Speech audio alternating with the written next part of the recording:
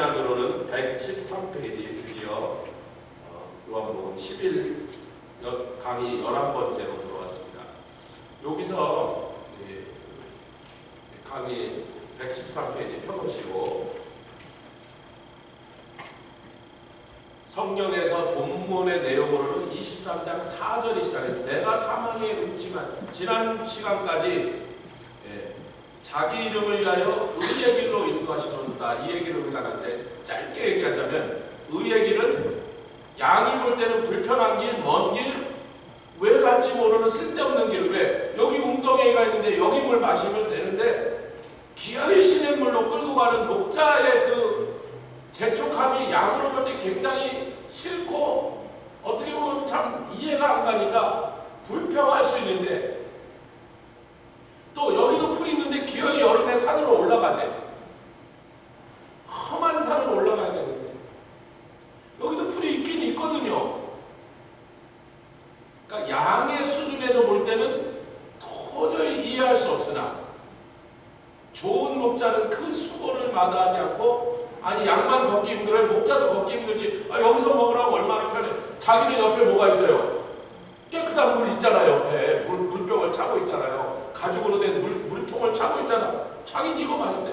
양이 웅덩이 더러운 물 마시나 저기 시냇물 마시나 목자한테는 아무 사회 차이가 없단 말이에요. 그러니까 양을 끌고 거기까지 가려면 목자는 자기는 시원한 물 있지만 귀찮아서 오늘 제가 차를 인스펙션을 해놓고 원래는 찬영이랑 같이 가기로 했는데 거기서 좀 빨리 갖고 오래. 자리가 몇시가 빨리 해주겠다고. 그쪽 사정을 봐주느라고 제가 갔으니까 찬영이가 집에 없으니까 제가 걸어왔어요. 그렇게 먼 거리도 아닌데 옛날 같으면 아무것도 아닌데 그래도 좀 더운 한낮에 정오니까 오는데 좀 별로 재미없더라고요. 여기 언덕 올라오는데 이게 별것도 아닌데도 젊은 날 같으면 이거 뭐 10배라도 뛰어갔는데 올라오면서 이러면서 올라오는 거야. 근데 뭐 그런 거에 100배, 200배 거리를 목자는 자기 시원하고 맑은 물 있는데 집에서부터 좋은 물 우물에서 퍼왔는데 사실 양은 목자가 훨씬 더 힘들다는 것은 생각 못하고 자기가 볼 때는 이게 의로운 길처럼 안 보여요. 왜? 좋은 길처럼 안 보이고 평탄한 길처럼 안 보여요. 그러나 목자는 자기의 수고를 마다하지 않고 양에게 이롭고 또 이 목초지가 여기 있는 풀만 계속 뜯어먹으면 지금은 당장 며칠은 문제 없어요. 근데 이 풀을 다 뜯어먹으면 양들은 어디까지 뜯어먹냐면 뿌리까지 다 먹어요. 내년 여기 아무 풀도 안 난단 말이죠. 그러니까 먼 계획, 큰 계획을 장기적이고 큰 계획을 생각하실 때 다른 데로 끌고 올라가셔야 돼요. 근데 그걸 목자 수준을 이해할 수 있는 양이 어딨냐 말이에요. 주님의 마음을 품은 사람이 어딨냐 말이에요. 근데 놀랍게도 성경은 뭐라고요? 누가 주의 마음을 알았느냐? 그러나 우리는 그리스도의 마음을 품은 할렐루야. 성령으로 말미암아. 그러니까 신약의 성도는요 양처럼 보이면 안 돼. 구약의 성도들은 그냥 불평불만. 광야에서 그랬잖아요. 그 큰 구원을 목격하고 노예살이를 자기 힘으로는 벗을 수 없는 그 노예살이의 그 무거운 짐을 얼마나 신음하고 고통하게 하나님께서 그 신음소리를 고통의 소리를 들으셨다 그래서 채찍으로 맞고 아들을 죽이는 일을 당하고도 꼼짝도 안 하셨다고. 우리 일제 36년보다 아마 더 심했으면 더 심했지 덜 하지 않았을 거란 말이죠. 그렇게 살려달라고 해서 살려줬더니 공짜로 만나를 매일 먹으면서 불기둥 구름기둥으로 하나님 보여준 그 엄청난 기적을 매일 쳐다보면서 성령 받지 못한 구약의 성도들은 날마다 불평과 원망과 투덜투덜대고. 근데 우리 신약의 백성은 그러면 안 돼요. 우리는 그거보다 훨씬 나아야 돼요. 아멘. 성령 받았잖아. 우리가 주님의 마음을 주님이 아시는 것만큼은 몰라도 너무 모르는 미국에 온 지 얼마 안 되는 이제 한국 사람이 아니고 일부 예배 드리는 미국 자매가 성령 세례가 여기까지 임했는데 자기가 막는 거야. 자기는 싫어. 아니면 몰라. 이상해. 두려워. 그러고 있는데 막 가정에 문제가 막 원자 폭탄이 터지고 있어. 몇 주 안 나오고 그래서 집사람이 전화해도 안 오고 성경 공부도 안 오고 제가 어제 기도하다 문자를 넣었어요. 야! 전화해! 왜 전화를 하면 안 받는 거야? 어려우면 더 찾아와야지. 힘들면 더 성전으로 와야지. 문자로는 그렇게 소리를 높이지 않으니까 일부러 내 목소리로 너무 세게 하면 놀래서 우리 교회 온 지도 얼마 안 됐는데 막 목사가 소리 지렀다 이러면 곤란하니까 당장 문자 대답해서 목사님 알았습니다. 제가 전화하겠습니다. 전화할 수 있게 전화했습니다. 어제 5분 동안 착착착 설명했습니다. 와! 오늘 왔는데 저는 잠깐 좀 저녁 예배 준비 좀 더 하고 그래요. 집사람 먼저 또 자매니까 집사람 먼저라서 제가 한 5분 늦게 나왔나? 5분 늦게 나왔더니 벌써 집사람 기도하는데 눈물 콧물 쏟고 할렐루야. 그래서 이제 제가 이 사람 방언으로 기도해서 무슨 말인지 하나도 모르는데도 자기 눈물 콧물이 쏟아지니까 영어로 말을 해준 게 아니라 이렇고 저렇게 아니라 그냥 방언으로 기도하는데 자기가 눈물이 쏟아져. 왜 그래요? 그 성령이 벌써 그 안에 심령을 흔들고 있으니까. 제가 딱 나왔더니 그래서 내가 왜 울었는데? 그래서 집사람 설명해서 그래서 말씀을 딱 펴서 사도행전과 야고보서와 여러분들에게 늘 강의할 때 했던 방언이 뭔지 왜 주시는 건지 그것을 받았을 때 처음에는 뭔지 모르니까 좀 당황스럽기도 하고 좀 이상하기도 하지만 그때 믿고 순종해란 말이야. 할렐루야. 믿고 순종하고 주님이 나한테 무슨 손해나는 걸 주시겠고 내가 그걸로 뭐 잘못된 걸 주실 리가 있냔 말이지. 주님을 믿고 혀를 주장하실 때 혀를 맡겨라. 주님께 드려라. 아멘. 몇 마디 하는데 이제 우리도 빨리 예배가 있으니까 가라고 자기도 뭐 제가 오늘 원래 다른 약속이 있었는데 다 취소하고 온 거예요 지금. 그래서 여기서 또 다시 구리나케 크랜베리까지 30분 안에 가야 되는데 아이고 사고 내지 말고 천천히 빨리 가라. 문제가 있으면 주님 앞에 나와서 아멘 더 기도하고 더 능력을 받아서 그 문제를 이길 생각은 안 하고 문제가 있으면 헤매고 숨고 안 오고 뭐 전화해도 받지도 않고 막 그런 식으로 해서 어떻게 이기려고 그러냐고. 아멘. 오늘 밤에라도 너 저녁에 기도하면서 성령님 제 혀를 마음대로 하시옵소서. 당신이 원하는 대로 쓰시옵소서. 그리고 기도하면 그냥 방언이 터질 테니까 그런 줄 알아라. 알았어? 네 알겠습니다. 할렐루야.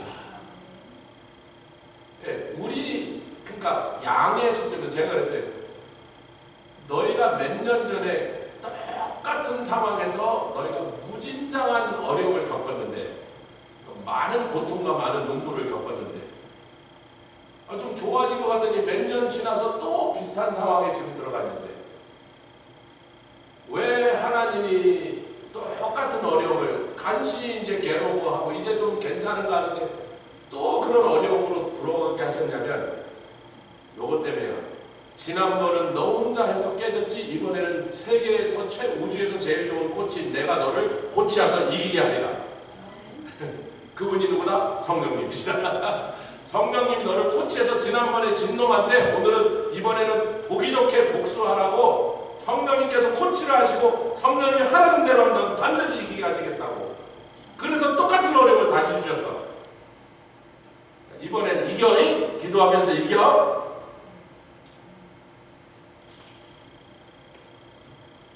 자기는 모르죠. 왜 몇 년 전에 그렇게 아프고 힘든 걸 겪었는데 다 잘 끝나갖고 이제 좀 회복해서 잘 살려고 그러는데 왜 또 이런 어려움을 주십니까? 지금 그런 거 헤매고 있는 거예요. 몇 주 예배 오지도 않았단 말이지.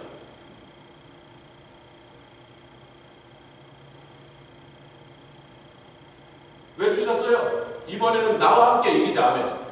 내가 반드시 승리케 하는 것을 내가 보여주리라. 내 말을 듣고 내가 인도하는 대로 따라가면 너 옛날에 졌던 놈에도 이번에는 박살낼 수 있어. 아멘.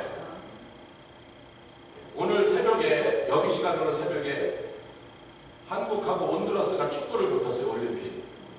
제가 누구를 응원해야 되지? 우리 선교지 생각하고 우리 데이빗 리 이동수 선생님 아주 곤란했을 거야. 근데 5년 전에 올림픽 무대에서 이게 4년 만인데 5년 전이면 올해는 한 해 늦게 하니까 2020년대 했던 21년이니까 지금 5년 만에 올림픽에서 그때 온두라스 때 한국팀이 졌어요. 그래서 한국팀은 이번에 벼르고 벼르면서 복수야. 그리고 이 경기에 반드시 이겨야 8강인가 16강 올라가는 거예요. 예선리그 마지막인데 이걸 반드시 이겨야 돼. 1승 1패니까 이걸 지면 한국이 떨어지는 거예요. 잘못하면. 온두라스도 1승 1패야. 반드시 이겨야 돼. 그래야 자기네가 올라가. 양보할 수가 없죠 지금. 뭐 둘 중에 하나가 2승을 확보했다면 이 게임 저도 올라가니까 그냥 슬슬할 텐데 지금 둘 다 물러설 자리가 없어. 그래서 제대로 붙었는데 6대0으로 이겼어. 이제 온두라스 성격은 좀 곤란해서 우리 한국 사람은 이겨할 것 같아. 이겨도 한 1대0이나 2대0으로 이제 그 축구 잘하는 게 선진국이다. 뭐 자기네가 내세할 건 축구밖에 없는데 온두라스 그래도 월드컵도 거의 나고 올림픽도 거의 그쪽에서는 축구 잘하는 나라예요. 중미에서는 거의 온두라스가 나오잖아요 지금요. 근데 그 자존심을 그렇게 짓밟아놨어요. 6대0이 뭐예요? 조아라가 지나가다 보니 이게 축구 스코어예요? 야구 스코어예요? 그러고 앉아있어요. 그러게 말이야. 좀 2대0, 3대0에서 끝내지. 한 3점 넣었으면 그쪽 하나 넣으라 그러지. 그런데 계속 넣어갖고 6대0을 만들고 있어요. 혼두라스 선수들 얼굴이 막 완전히 얼마나 불쌍할 정도가 됐으니 막 아주 뭐 이 골키퍼 얼굴이 사람 얼굴이 아니라 너무 민망하니까 6골을 먹었으면 어떡하겠어요. 열심히 했는데도 뭐 상대가 안 돼요.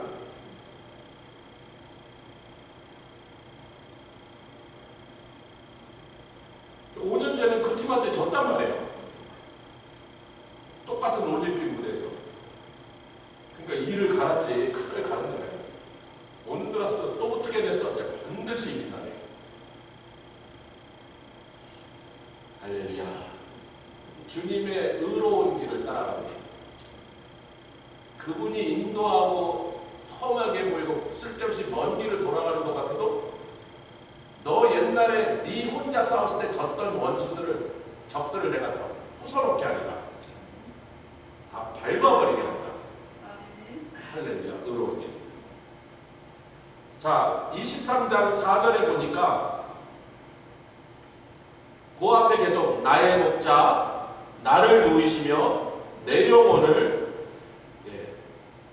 내가 사망의 음침한 골짜기로 다닐지라도 여기까지는 내가 이랬단 말이지. 아멘.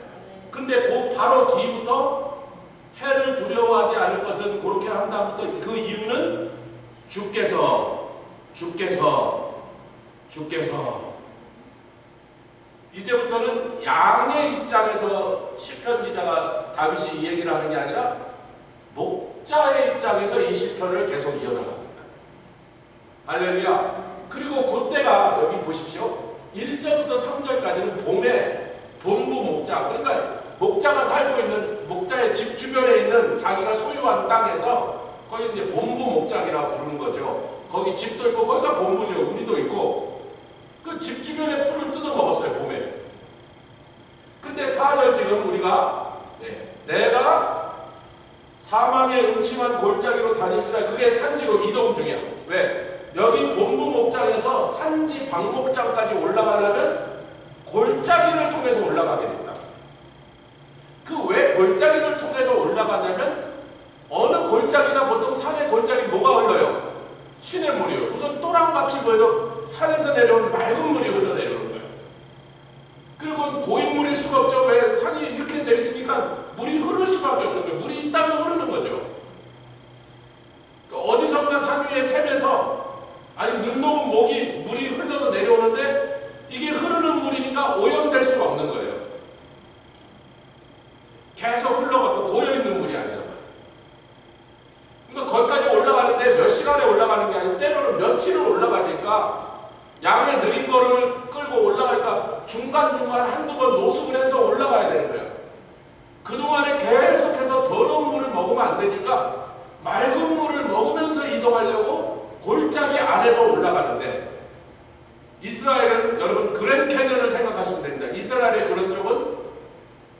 골짜기가 요단 협곡이 갈라지면서 주름을 만든 거예요. 이렇게 쫙 밀어내면서 쫙 갈라지면서 이쪽이 양쪽이 이렇게 주름이 생겼단 말이에요. 그래서 굉장히 골짜기가 깊고 그렇게 높은 언덕이 아닌데도 그냥 쩍쩍 갈라져 밀어져 갖고 등고선이 이렇게 돼 있단 말이에요. 고지형을 지금 얘기하는 거니까 골짜기가 굉장히 깊어요. 이렇게 보면 절벽위에 해가 거의 안 보여. 그래서 캄캄하니까 사망의 음침한 골짜기예요. 그리고 캄캄하니까 누가 숨어있기가 좋아. 맹수들이 잠복하기가 좋잖아요. 껌껌해서 잘 안 보이니까. 그리고 그 골짜기는 누가 내려와야 돼? 야생 짐승들이 물을 마시러 내려와야 돼요. 지가 아무리 높은 데서 잘 숨어 사는 바위 틈에 사는 그런 짐승이라 할지라도 죽으나 사나 하루에 한 번은 물을 마시러 내려와야 되잖아요. 그러니까 맹수가 그 높은 바위에 사는 놈을 쫓아갈 방법은 없지만 지가 하루에 한 번은 내려와야 되니까 그때를 기다리고 매복하거든요. 두 가지를 다 해서 쥐는 물도 마시고 물 마시러 내려온 놈 초식동물 잡아먹고. 그러니까 양떼들도 막 그 사막의 음침한 골짜기를 몇백 마리 혹은 몇천 마리를 데리고, 물론 목자도 그럴 때는 몇천 마리 칠 때는 이제 일꾼들이 몇 명 더 있지만 쭉 중간중간 대열에 목자가 끼어있지만 그 많은 양을 끌고 가면서 이 숲을 속에 가만히 숨어있는 맹수를 어떻게 다 보고 가냔 말이야. 그러니까 목자가 조금만 신경 안 쓰면 숲에 있는 놈이랑 사람 탁 옮겨갖고 숲으로 들어가 보면 그냥 없는 거예요. 끝난 거예요. 런치 싸준 거야. 그러니까 여기 있을 때도 본부 목장에 있을 때도 목자가 돌봐줘야 되고, 아멘. 산지에서도 목자가 돌봐줘야 되지만 진짜 이 사망의 음침한 골짜기로 지나갈 때는 목자가 그 2, 3일 동안 이동하는 동안은 목자가 막 온 신경이 곤두서서 불을 켜고 숲을 속을 들여다보고 혹시 맹수가 숨어있나. 아멘. 그것만 있으니까 갑자기 날씨가 변하고 꼬르륵 꽝꽝해서 비가 오면, 여러분 비가 많이 왔는데 피츠버그 그런 일이 많아요. 여기 그냥 비 한 이만큼 왔어. 근데 모든 비가, 사방에 온 비가 다 모여서 내려가는 데가 있어요. 여기 터를 크릭이 그런데 비 많이 오는 날 터를 크릭 저 바닥에 내려가지 마세요. 언덕 밑에 갑자기 붕 떠서 차가 붕 뜨는 수가 있어요. 그런 데가 또 어디 저 피츠버그 주 있는데 거기서 꼭 3, 4년에 한 명씩 사람 빠져 죽었습니다. 한 3년 전에도 누구 죽었어요. 갑자기 물이 10피트, 12피트 올라와요, 여러분. 이준환 목사님도 거기에서 한번 지붕 위로 올라가서 헬리콥터에서 구조당해서 나오셨다고. 네. 그때 김주경 집사죠, 그때는요. 김주경 집사가 공항에서 모시고다 까랑까랑 하더니 갑자기 막 차가 붕 떠더니 지붕 위로 같이 기어 올라갔고, ABC 뉴스에 나왔어요. 조 목사 그러시더라고요. 헬리콥터 타고 나왔어요. 정말 피츠버그 웃기는 데야, 그러더라고요. 왜? 이 산과 언덕이 많은 데는 물이, 사방에서 온 물이 결국은 한 대로 어떻게 돼? 포널이라 그러죠. 한 대로 다 모여, 마지막에 가서. 그럼 그 골짜기에서 어디로 모이겠어요? 당연히 능선이 아니라 골짜기 안으로 물이 다 모여오지. 그러니까 양을 끌고 이렇게 쭉 행진해서 가다가 까르릉 그리고 막 비가 오는데 한 시간만 지나면 갑자기 그 골짜기가 급류로 변하는 거예요. 그냥 막 이렇게 되는 물이 내려오는데, 양은 키가 요만한 놈인데 다리가 요만한 놈이잖아요. 사람 허리까지 와도 양은 놓치 머리 밑 지나갔으니 다 죽는 거지. 그것만 있어요. 그러고 나면 또 뭐가 잘 굴러와? 돌이 굴러와. 산사태, 흙이 내려오든지 돌이 굴러내요. 그러니까 이 2, 3일 동안에 이 산지를 이동하는 거, 올라갈 때 한번 내려갈 때 이 산지를 이동한 것은 목자들에게 1년 중에 가장 긴장한 시간이고 가장 위험한 때이고 자기네들도 피하고 싶은 시간이에요. 피할 방법만 있으면 피할 건데 할 수 없이 데리고 가야 돼요.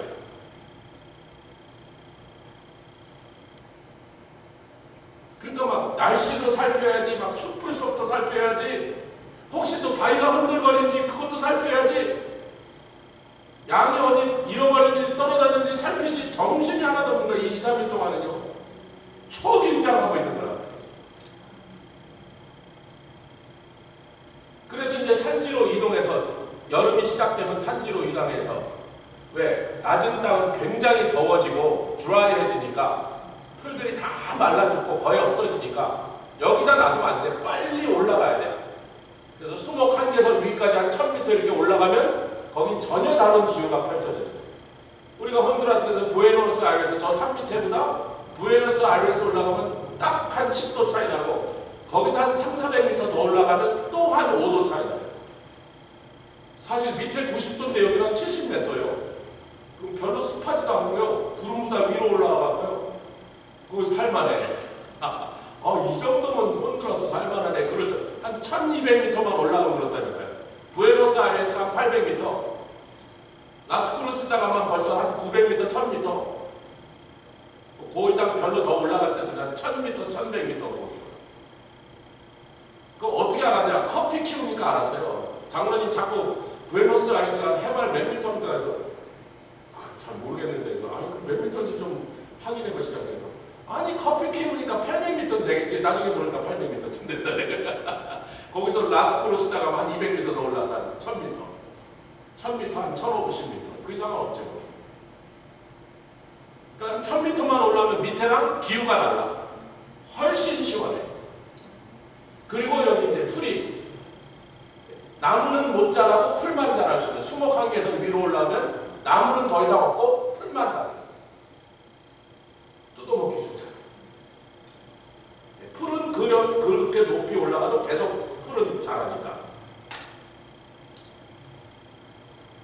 자, 그 다음에 4절에 23편 4절에 산지로 사망의 음침한 골짜기로 지나갈지라도 내가 해를 두려워하지 않으면 그 다음에 4절 후반부에는 왜냐하면 주께서 나와 함께 하시리라. 자, 양들의 입장에서는 골짜기가 위험하다는 건 양들은 본능적으로 맹수 냄새가 나요. 근데 목자가 눈에 불을 켜고 막대기를 들고 혹은 투봉을 들고 있으면 맹수도 기회를 엿보고 있는데 목자가 자기 쪽을 막 경계하고 있는 것 같으면 감이 나오질 못하는 거죠. 근데 그 맹수 냄새를 양들도 맡는다니까. 알라스카에서 목장 하는 사람 봤는데요. 저 멀리 자기 양떼를 소떼인가 양떼가 하여튼 자기 떼를 덤비려고 노리고 있는 늑대를 멀리서 크게 굉장히 큰 라이플로 한 2발 밖에서 쏴 죽여버렸어요. 늑대를 보고서. 망원 렌즈를 보니까 저는 뭐야 그러고 망원 렌즈를 딱 보니까 늑대야. 그 자리에 쓰레기니까 그냥 쫓고 죽어버렸어. 근데 늑대는 먹지는 않는데 고기는 안 먹는데 늑대 고기는 안 먹는데 늑대 털은 또 굉장히 비싸잖아. 요놈을 베껴갖고 이제 하여튼 코트를 만들든지 거의 추우니까 이제 그런 게 필요하잖아. 그래서 늑대 껍데기를 벗기려고 집에 가는 말 위에다 실어놓은 거예요. 그랬더니요 말과 그 짐승들이 늑대 냄새 왜? 늑대 냄새가 나면 지네 어떻게 돼? 죽어라고 뛰었어야 되는 거예요. 늑대 냄새가 나니까 말들이 미칠라는 거예요. 헐쩍헐쩍 뛰고 말을 지 등 위에 올려놨더니 뭔지 모르는데 얹었는데 말이 내 맡으니까 늑대 냄새거든요. 다른 데 늑대 냄새가 나면 어떻게 해? 그냥 냅다 달렸어야 되잖아요. 말이 미칠라 그래요. 그러니까 초식동물도 육식동물의 냄새를 맡고 육식동물도 초식동물의 냄새를 맡는 거예요.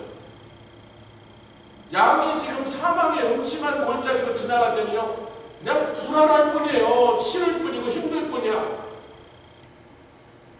근데 우리가 이제 다시 신앙생활에 우리 영적 생활로 돌아왔을 때 사망의 음침한 골짜기를 지나가느냐 마느냐가 영적 신앙생활의 이슈가 아니다. 지나간다 안 지나간다. 1년에 2번씩 반드시 지나요. 양이 그래도 한 10년 산다요. 그러니까 10년 살면 20번 왔다 갔다 해요. 우리 일생의 신앙생활에 사망의 음침한 골짜기를 반드시 몇 번을 왔다 갔다 지나가는 거죠. 뭐 10번일지 20번 사람마다 차이가 있으니까 사망의 음치가 글자기를 왜 가느냐 중요한 게 아니다. 위험하냐 당연하다. 근데 주님이 꼭 끌고 간다. 1년에 2번은 무조건 금일 지나간다. 아멘. 4, 5년 다니면 포기했어요. 뭐 어차피 또 끌고 갈 거니까.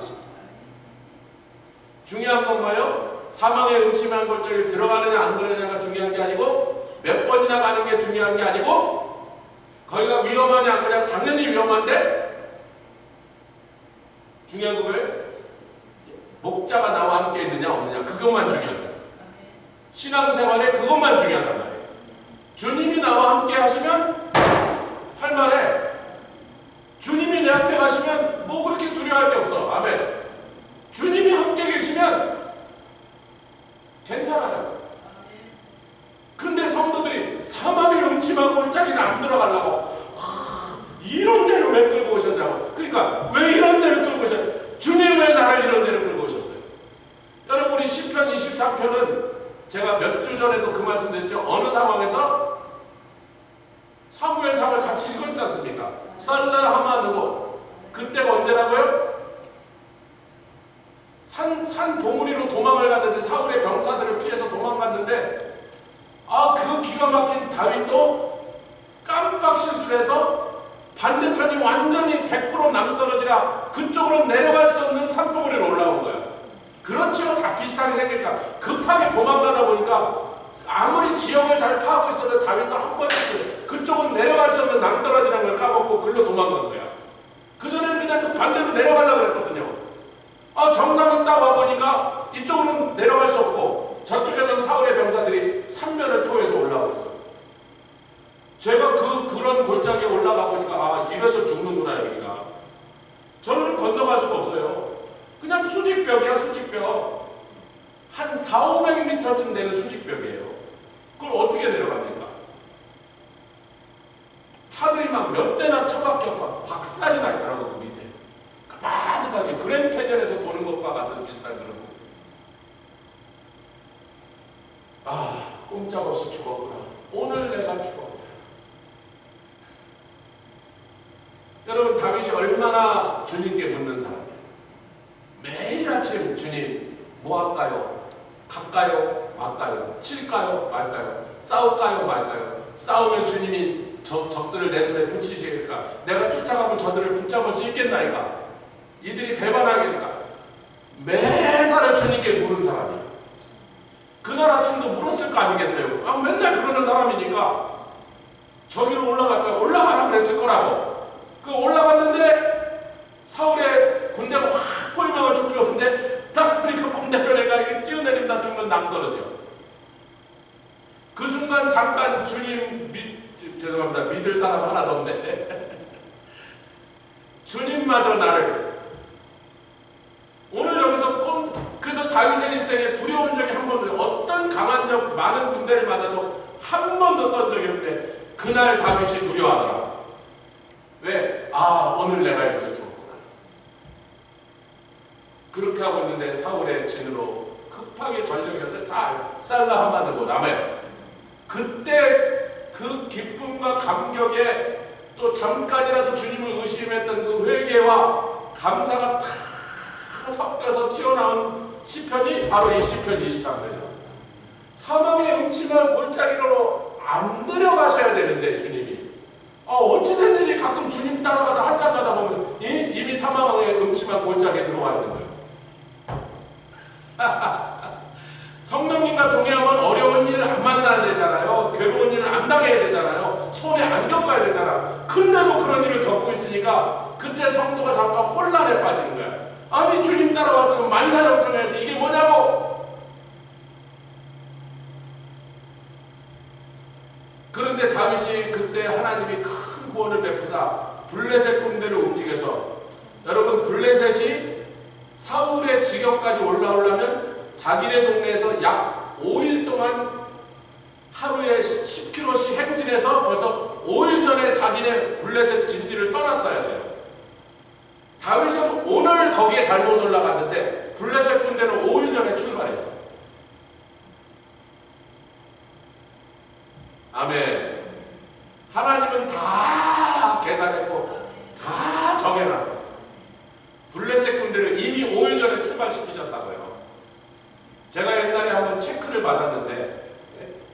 체크를 받았는데 제 스튜던론, 제가 몇 번 간증했잖아요. 스튜던론을 깜빡 잊고 안 보냈더니 어디 선교지 갔다가 딱 돌아왔는데 그 스튜던은 2달 안 됐다고 막 협박 편지가 왔어. 뭐 어떻게 하겠다 어떻게 하겠다. 하도 부해가 나가고 그때 좀 화가 났어요. 아니 주님 선교하고 돌아왔는데 내가 빌도 다 이것저것 다 계산했는데 그거 깜빡 왜 그 빌이 안 와요? 자동으로 보내야 되는 거기 때문에 빌이 안 와갖고 깜빡 잊어먹은 거야. 빌을 보면서 보냈거든요.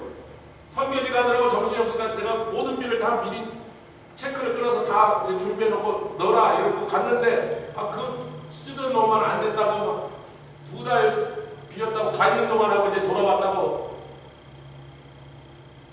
부해가 나서 주님 막 아니 내가 막 그 스튜던 놈은 먹고 논 것도 아니고 다른 대학 다닌 것도 아니고 내가 뭐 신학교 다니느라고 그 빌린 돈을 못 갚아서 지금 이게 뭐냐고 도대체 주님 정말 그게 주말이었는데 월요일날 아침에 우체통을 타게 오니까 그 스튜던 론 액수를 내가 말한 적도 없는데 아니 제가 스튜던 론을 갖고 있다는 얘기도 우리 성도들한테도 얘기한 적이 없잖아요. 여러분도 모르셨거든요. 제 말을 안 했으니까.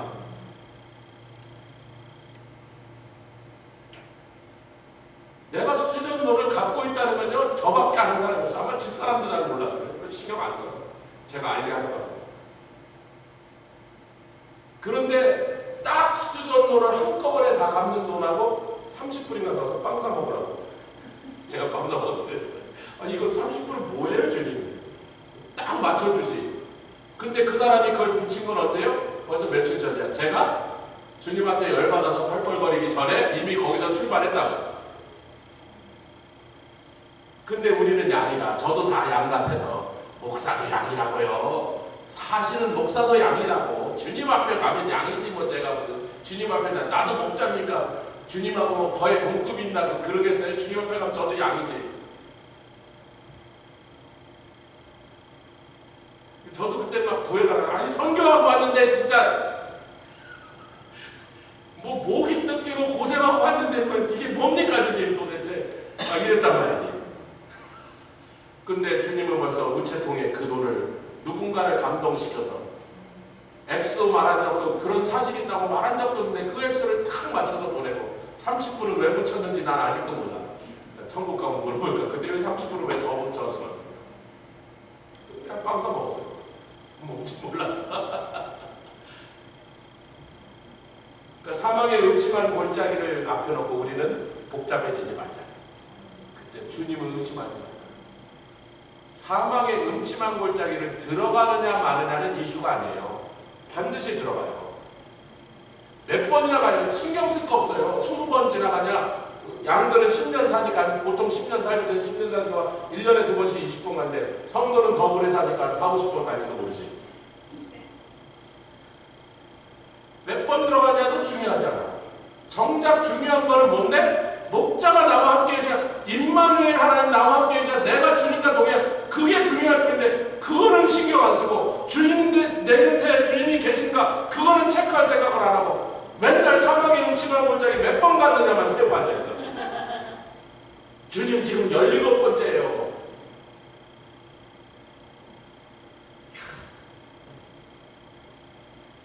근데 양들도 3년 4년 따라다니는 벌써 베테랑이죠. 이제 한 3년이면 6번이고 4년이면 8번이고 그쯤 되면 어린 양들 보고 양들끼리 하는 말로 매래 뭐라 그러겠어요. 야 걱정하지 마. 저 목자님이 다 알아서 해. 양도 한 4, 5년만 지나면 목자 믿고 안심하고 들어가는데 왜 성도들은 그래 어려운 일만 닥치면 그냥 홀라당 뒤집어지고 조금만 손해나는 것 같은 거 그냥 하나님 앞에 펄펄 뛰고 저도 그랬다고 얘기했잖아요. 그때는 제가 선교지 갔다 온 게 아니라 그냥 한국 방문 식구 방문하고 왔으면 그렇게 화가 안 났을 건데 선교지 가서 막 목이 뜯겨서 아직도 막 벅벅 긁고 막 밤마다 막 티슈 바르고 이러고 있는데 딱 와서 그걸 보니까 열이 확 올라오는 거야. 그때는 좀 주님 앞에 볼멘 소리 해도 되겠다. 주님 선교지 가서 고생하고 왔는데 왜 이런 게 와서 기다리게 합니까? 그 월요일날 그 봉투 탁 열어보고서는 아이고 이 도둑이 얼마나 때렸는데 그걸 좀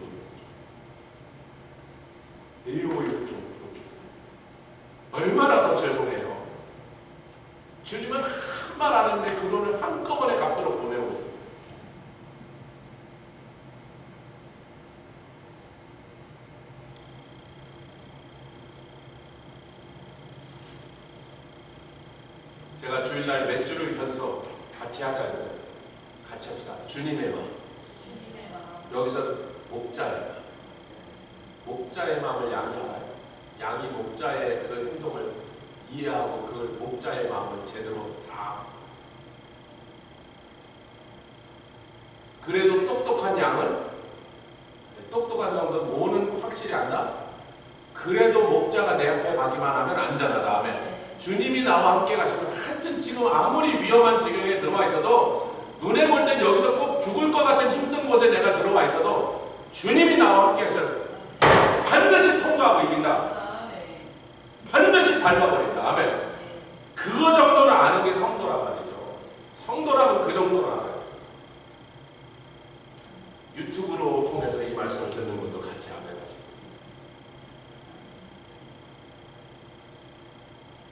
중요한 건 내가 누구냐가 아니에요. 내가 얼마나 많은 일을 할 수 있고 얼마나 능력이 있고 얼마나 용감하고 그게 아니에요.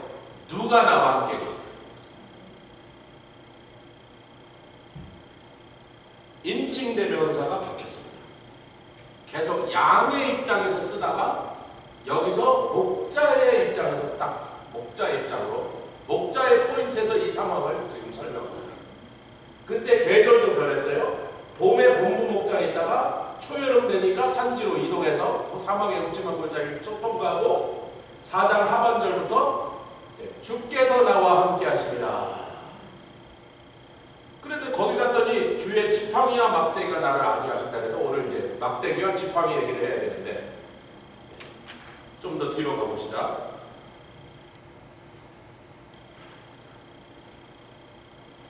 어디까지 가셔야 되면 이미 팍팍 지나가서 116페이지 여기까지 이미 설명 다 했어요. 116페이지 예. 노련한 목자가 여기를 잘 끌고 가야 되는데 여러분 제가 스위스 알프스 산에서 양을 키우는 목자들이 그 사람들이 산으로 올라간 다큐멘터리를 봤어요. 우리는 스위스에 요드레요 뭐 요들송이나 부르고 필이나 불고 이렇게 생각했잖아요. 근데 스위스 알프스 산 꼭대기에도 늑대와 곰이 있다. 그래서 가끔 한 번씩 거기서 양이 늑대나 곰한테 후려서 없어지고 찢어 죽은 걸 발견해요. 그리고 이제 이 봄 끝이 돼서 초여름이 시작되게 되면 목자들이 누가 산지에 올라가서 한 3, 4개월 동안을 제대로 된 집이 아니라 얼기설기 임시로 지은 텐트는 아니지만 임시로 지은 초막에 거해야 되는 거예요. 벌써 나이가 한 4, 50쯤 된 목자들은 거기 여름에 거기 한 3, 4개월 있다 보면 이 중풍이 아니 류마티스 관절염이 확 진행되지.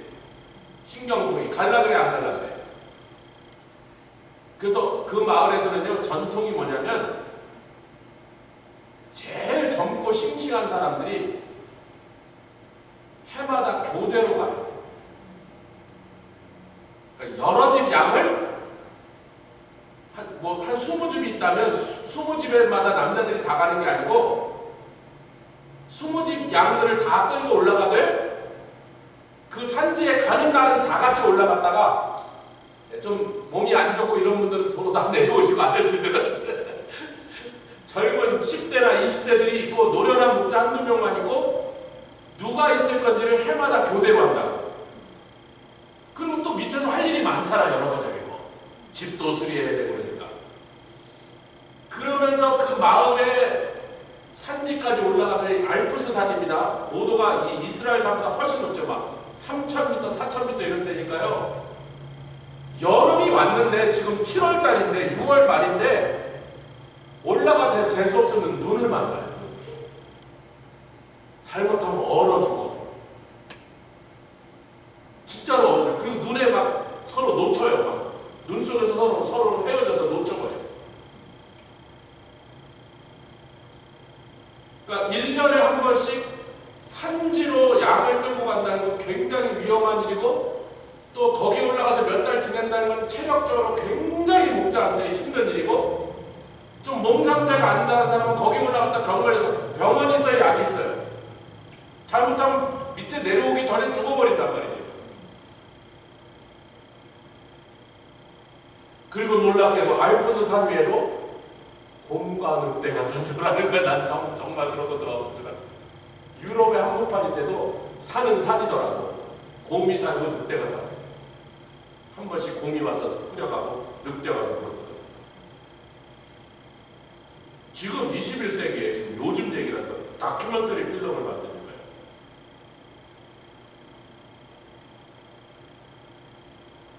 자, 우리는 사망의 음침한 골짜기를 지나간다는 시편 23편 4절을 임종이 가까운 사람한테만 자고, 그러니까 죽을 때 건너간 요단강 사망의 음침한 골짜기인데 그게 아니고 1년에 2번씩 산지로 올라갔다 또 겨울이 되면 내려오는 그 이동에서 지나간 사망의 음침한 골짜기다.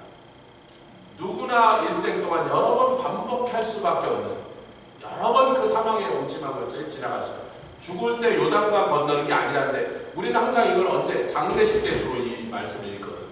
그러니까 이 사망의 음침한 골짜기는 며칠 후 요단강 건너가 만나니 그것만 생각한단 말이야. 죽을 때 건너가는 사망의 음침한 골짜기. 근데 사망보다 더 무서운 게 음침함이란 말이야. 햇볕이 안 돼.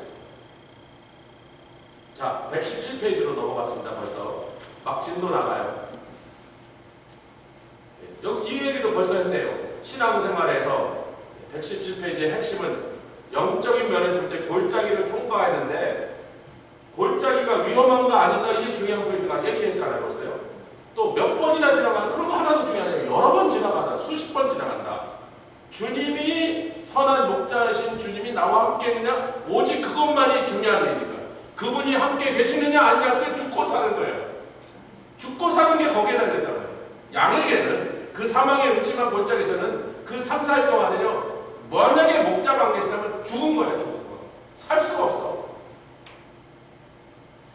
근데 이제 한 가지 더는 성도가 역시 힘든 일을 겪어본 성도가 그리고 그것을 신앙으로 이기고 기도로 승리한 성도야 성령님의 도우심을 그것을 극복하고 승리한 성도들이 다음에 또 사망의 음침한 골짜기를 지나간 사람한테 그래도 뭐 한두 마디 권면하는 말이 있고 좀 충고가 될 말이 있지 자기가 사망의 음침한 골짜기 한 번도 안 지나간 그래서 목사들이 신학교 다닐 때 주로 돈이 없어서요 막 제가 그랬잖아요. 이동철 성사님 집에 그 전에 밥 먹고 살던 집인데 신학교 다닐 때 제대로 장사도 못하고 막 수업료도 내고 그러니까 장사를 제대로 못하니까 어느 날 갔더니 김치하고 고추장만 넣고 밥을 먹고 그때 애들이 어렸어요. 이렇게 초등학생, 중학생 막내는 그때 막 6, 7살 어린 자녀들이 이렇게 쭉 앉았는데 밥상에 쭉 돌아가는데 밥, 김치, 고추장 제가 옆방에서 성교사님하고 이제 그때 전도사님이지 둘이 같이 얘기하고 있는데 저녁을 차리면 딸그락 소리가 났는데 조 전도사님 저녁 드시고 가세요 안 그러고 계속 안 부르는 거예요. 제가 빨리 가기를 바라고 왜 창피하니까 그걸 안 보여주려고.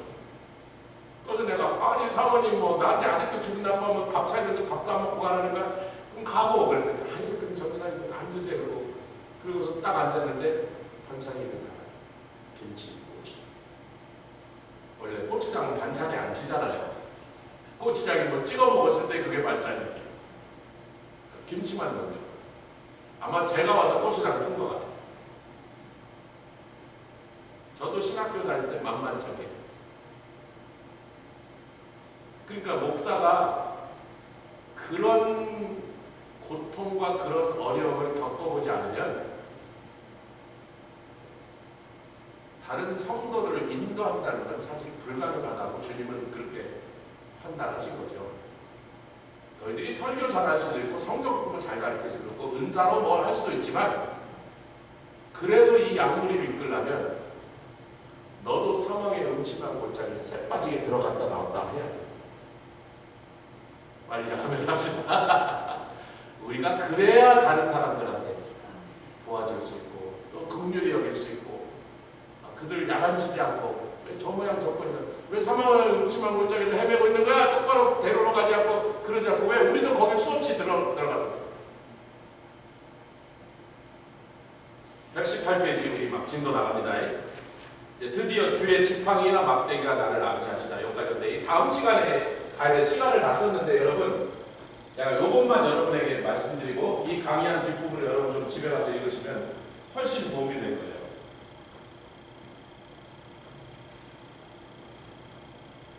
요걸 제가 강의 안에 써놓지는 않는데 여러분 잘 보세요. 이스라엘의 목자, 실제 성경에 구약 성경에 나오는 이스라엘의 목자들이 들고 다닌 도구가 뭔지 잘 보세요. 막대기, 지팡이입니다. 이 필립 켈러는요, 아프리카에서 목장을 해서 아프리카 현지인 흑인들이 하는, 그러니까 마사이족이나 이렇게 전통적으로 목축업을 하는 아프리카 부족들이 들고 다니는 도구를 보니까 지팡이는 똑같이 있는데 막대기는 막대기인데 투봉이다. 영어로 제가 적어놨죠. not carrier. 이거 사전에서 찾아봤더니 not carrier가 뭔가 했더니 투봉이에요. 투봉. 투는 뭐예요? 던지다. 아니 뭐 다 있어요. 근데 잘 보세요. 여기를 보셔야 돼요. 강의안을 보지 마시고. 그러니까 요즘 이제 아프리카 원주민들 목자들이에요. 좀 이제 옛날 방식으로 여기를 좀 보시라니까요. 그거 아무리 봐도 소용없다니까. 근데 필립 켈러 같은 백인들은 그 서양 사람들이 케냐 이런 데 와서 유럽인들이 지배한 지가 몇백 년 됐거든요. 케냐 나이로비 같은 데는요, 영국식 건물들이 서 있고 영국식 학교들이 서 있는 지가 200년, 300년 된대요. 한국보다 훨씬 더 문명을 먼저, 탄자니아 이런 데는요, 근대식이 200년 전, 100년 전에 영국 사람들이, 포르투갈 사람들이 가서 유럽식으로 쫙 건설한 도시들이 있어요. 그러니까 거기에 사는 백인들은 거기서 막 태어난 사람들이 많단 말이에요. 자기 조상들이 100년 전, 150년 전에 가서. 그러니까 아프리카에서 태어난 백인들이란 말이에요. 근데 이 사람들은 지팡이, 막대기 대신 뭐? 라이플, 총을 갖고 있어요. 이걸 잘 보세요. 막대기, 투봉, 라이플은 공격용 무기야. 아멘? 지팡이는 양을 접촉할 때 쓰는 거예요. 양을 끌어오든지 밀어 당기든지 할 때 쓰는 거예요. 강의 안에 다 있습니다. 이스라엘 목자는 뭐가 하나 빠졌어요. 라이플도 투봉도요. 멀리 맹수가 날라올 때 양에게 가까이 오기 전에 몇십 미터 거리를 날아가는 거예요. 투봉, 던진단 말이에요. 왜 그게 중요하죠? 아니 그 맹수가 얼마나 빠른 놈들이에요. 몇 초 사이에 막 20-30m는 몇 초 사이에 와갖고 확 후리면 만약에 목자가 그때 발견해서 쫓아가면 투레이시야. 혹시 도로 뜯어낸다 그래도 너무 상처가 심하게 나서 뭐 창자가 쏟아진데 뭐 어떻게 거기서 외과 수술하나? 그러니까 양에게 달려오는 걸 보면 미처 양에게 덮치기 전에 먼 거리에서 빠르게 뭐가 날아갔어야 됐어요. 이스라엘 목자들이 그래서 하나 더 개발한 게 뭐라고요? 아이 참, 물맷돌. 왜? 이스라엘은 뭐가 그래? 온 이스라엘 돌아다니면서 돌 찾는 게 어려운 게 아니야. 사방에 돌이 있으니까. 아프리카 목자들은 왜 돌을 안 사요? 그 사람들은 나무가 흔해. 나무는 많아. 돌은 없어. 그러니까 이 나무를 이렇게 된 나무를 찾는단다. 이렇게 돼서 이렇게 된 데서 이 밑둥과 가지가 만나는데 요런데 이렇게 구분대를 찾아갖고 이렇게 툭 튀어나온 부분이 이렇게 있게 막대기를 이렇게 만드는 게 이렇게 이해되시면 아멘 하시죠. 이 밑에 이렇게 큰 덩어리가 있게 해서 이쪽을 잡고 무게 중심 있는 데를 확 날리면 그 이따만한 나무 덩어리가 그 단단한 나무만 쓰는 거죠. 타격 무기인데 투척한단 말이에요. 던진단 말이에요.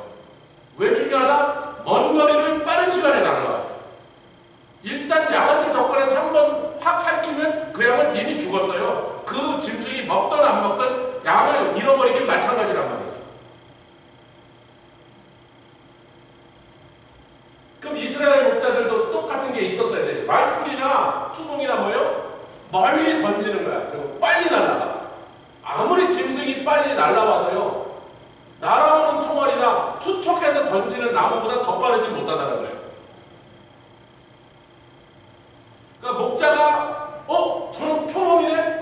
저거 늑대네 하는 순간에 막대기나 지팡이를 들고 쫓아가면 벌써 툴레이샤. 양 하나 후려갔던지 아니면 양을 핥혀서 막 창자가 쏟아지는데 뭐 이미 버린 거예요, 그 양을. 그러니까 반드시 이스라엘 목사들은 뭘 하나를 더 준비해서 막대기도 있고 지팡이도 있지만 가까이 오는 곰은 막대기로 어떻게 때리지만 그것도 가까이서 곰하고 싸우는 것보다 뭘로 하는 게 훨씬 나아. 멀리 있을 때 돌로 계속 날리는 게 훨씬 나지. 돌에 몇 번 맞으면 그놈의 곰도 아이씨 안 되겠다. 오늘 점심은 여기서 못 구하겠네. 저쪽 가야지. 그러고 딴 데로 가지. 돌로 맞으면서 계속 싸우자고 오는 곰이 어디 있겠어요. 두어 번만 정통으로 얼굴에 맞히면 뭐 어떡하겠어. 토끼 잡으러 가야죠. 양을 포기하는 거예요. 그러니까 뭐가 꼭 있어서야 돼. 막대기 지팡이만 있는 게 아니라 여기 가죽 주머니 차고 다니는데 뭐가 있어요? 물맷돌이 있어요. 그래서 몇십 미터 혹은 100미터까지 떨어진 데서 옛날에 보니까 이스라엘 사람 중에 물맷돌 부대가 있는데 아멘. 성경에 나온 얘기니까 그 사람들은 다 왼팔잡인데 왼손잡인데 그 사람들이 물매를 날리면 허리도 빗나가없이 정통으로 적의 머리를 맞추는 사람들이다. 이 사람들은 군대 와서 연습했어요. 들판에서 이게 목장하면서 연습했어요. 아프리카에 있는 애들도 어렸을 때부터 이 목동 따라 나가려면 지 사이즈, 지 몸의 사이즈에 맞는 나무를 갖다가 맨날 칼로 이렇게 모양을 잡아갖고 손잡이도 잡기 딱 좋게 두께도 적당하고 밑에 투봉으로 이렇게 딱 한 게 이렇게 돼서 그 다음에는 다 깎아놓으면 그 다음에 매일 목표 타겟 프락티스예요. 하루에도 수십 번 던져서 한 1, 2년 지나면 눈 감고도 그냥 때려잡는다. 한국 양궁 선수들. 그 투봉으로 안 맞을 것 같죠? 물맷돌로 안 맞을 것 같죠? 몇 년 동안 들판에서 그 연습을 하고